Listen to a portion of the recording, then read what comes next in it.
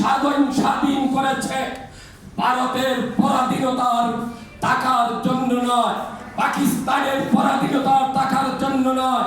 ভারত মনে করেছিল যে সিকিমকে যারা যেভাবে দখল করেছিল, হায়দ্রাবাদকে যারা দখল করেছিল, ভারত চেষ্টা করেছিল বাংলাদেশকে সেইভাবে সিকিম এবং হায়দ্রাবাদের মতো দখল করে বাংলাদেশকে একটি গণত রাজ্যে পরিণত করার জন্য। বাংলাদেশের মানুষ, বাংলাদেশের নেতৃত্ব এই ভারতের আধিপত্যবাদের বিরুদ্ধে রুখে দাঁড়াতে হবে।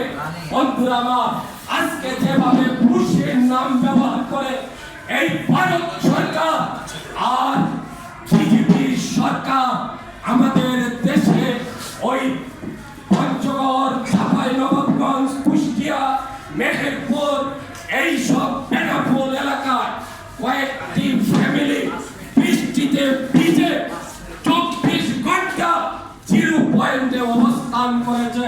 তারা না